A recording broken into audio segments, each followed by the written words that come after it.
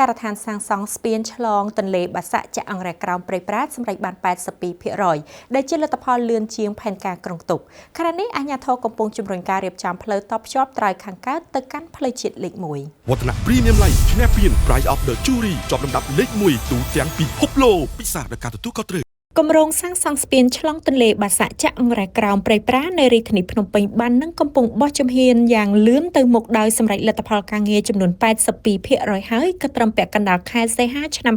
2026 នេះដែលជាល្បឿនលឿនជាងផែនការក្រុងទុកនេះបើយោងតាមការឲ្យដឹងរបស់អាដាមផនរឹមអ្នកនាំពាក្យក្រសួងសាធារណការនិងដឹកជញ្ជូនបន្ថែមលើជោគជ័យនៃការដ្ឋានសំណង់ស្ពានអាជ្ញាធរពាក់ព័ន្ធកំពុងជំរុញការងាររៀបចំតភ្ជាប់បណ្ដាញផ្លូវនៅត្រើយខាងកើតស្ពានទៅកាន់ផ្លូវជាតិលេខ 1 ដើម្បីបង្កើនប្រសិទ្ធភាពនៃលំហូរចរាចរណ៍និងការប្រតិក្រឡាគ្នារវាងផ្នែកខាងលិចនិងខាងកើតនៃរាជធានីភ្នំពេញការរៀបចំខ្សែផ្លូវតភ្ជាប់នេះអនុវត្តទៅតាមអនុសាសន៍របស់សម្ដេចធិបតីហ៊ុនម៉ាណែតនាយករដ្ឋមន្ត្រីកាលពីពិធីបើកការដ្ឋានសាងសង់តាមរយៈការសិក្សារួមគ្នារវាងក្រសួងស្ថាប័នអាជ្ញាធរមូលដ្ឋាននិងក្រុមហ៊ុនពេញហួតគ្រប់រាជរដ្ឋាភិបាលបានឯកភាពជ្រើសរើសដំរាយកន្លងផ្លូវចាស់ប្រវែងជិត 5 គីឡូម៉ែត្រដោយនៅក្នុងនោះផ្លូវប្រវែងជាង 3 គីឡូម៉ែត្រត្រូវបានសាងសង់រួចរាល់ដោយក្រុមហ៊ុនពេញហួតគ្រប់ហើយរាជរដ្ឋាភិបាលនឹងសាងសង់បន្តប្រវែងជាង 1.5 គីឡូម៉ែត្រទៀតជាមួយនឹងមុខកាត់ផ្លូវទទឹង 16 ម៉ែត្រដើម្បីកាត់បន្ថយផលប៉ះពាល់ដល់ប្រជាពលរដ្ឋបើតាមអ្នកនាំពាក្យក្រសួងសាធារណ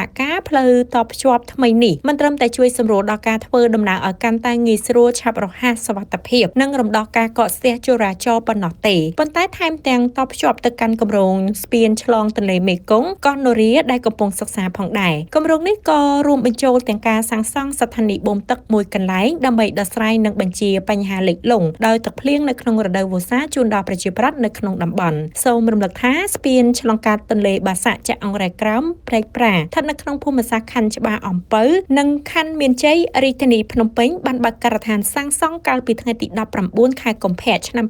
2024 ក្រោមអធិបតីភាពសម្ដេចធិបតីហ៊ុនម៉ាណែតនាយករដ្ឋមន្ត្រីនិងឯកឧត្តមវ៉ាងវិនធានអតីតឯកអគ្គរដ្ឋទូតចិនប្រចាំកម្ពុជាគម្រោងហេដ្ឋារចនាសម្ព័ន្ធនេះចំណាយថវិកាប្រមាណ 60 លានដុល្លារអាមេរិកដែលជាកម្ចីសព្វទានពីរដ្ឋាភិបាលចិនជាមួយនឹងរយៈពេលសាងសង់ 42 ខែតាមប្រតិទិនការងាររហូតមកដល់បច្ចុប្បន្នការដ្ឋានទាំងមូលកំពុងដំណើរការយ៉ាងរលូនដោយរំពឹងថានឹងបញ្ចប់ការសាងសង់ជាស្ថាពរនៅពាក់កណ្ដាលឆ្នាំ 2027 ខាងមុខ